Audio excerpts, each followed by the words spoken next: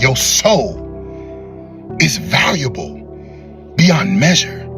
Your soul is the thing that the devil has used his entire existence on this earth trying to consume. Your soul is what stands in judgment after your flesh returns to the earth and your spirit goes back to God. Your soul is what stands in judgment of whether or not you spend eternity with the Father or you are condemned to the lake of fire in the pit of hell. Your soul is what you have to protect on a daily basis. Your soul is what you have to preserve day in and day out. Your soul is what you have to work to make sure it stays pure. Your soul is a byproduct of your spirit man being fed or your flesh man being fed. When you wake up each and every day and you make a conscious decision how you are going to live your life, you are impacting your soul. How do you want your soul? The residue of your life on this earth is what your soul is. How would you like for your soul's existence to continue on after your consciousness is gone, after your flesh is gone? How do you want your soul to stand? Do you want it to stand next to the Father? Do you want to be in heaven with the angels praising and worshiping and living your best existence? Or do you want to be banished down to the pit of hell, burning for eternity? No water, no help, nobody coming to save you. You just burn it. Because when you make a decision each and every day, that is what you are putting on the line. Nobody knows when Jesus is coming back. No man knows the day or the hour. Nobody knows when the day is going to be the last day on this earth. You have to live your life as if you understand the value of your soul.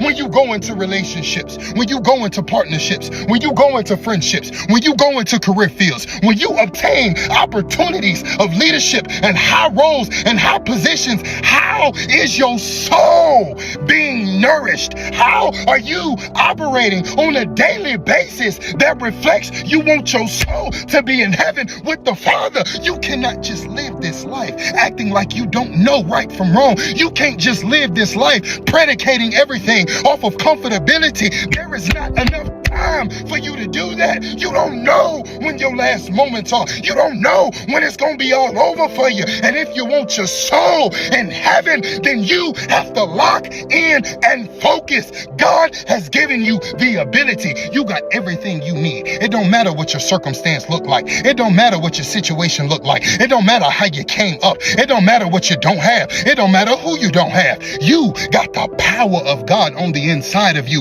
If you activate it, if you bring forth the righteousness, if you bring forth the spirit man, a byproduct of you bringing forth the spirit man is the alignment of your soul to the kingdom of heaven. The byproduct of you bringing forth the fruits of the spirit, being diligent, being disciplined, being focused, being locked in on God, your relationship with God, going through the cultivation and the maturation, going through the process of developing more spirituality and walking in purpose, shifts your soul to a place where it's safe. But if you live this life thinking you can do what you want to do, act how you want to act, take breaks when you want to, be stagnant like you want to, get lazy, cry, complain, whine, bicker, have a heart full of resentment, never forgive, be angry, then your soul is on the path to condemnation. You got to shift yourself, receive Jesus Christ as your Lord and Savior, and walk in the proper alignment. Follow him, pick up your cross and follow him day in and day out, so that you are not somebody who calls yourself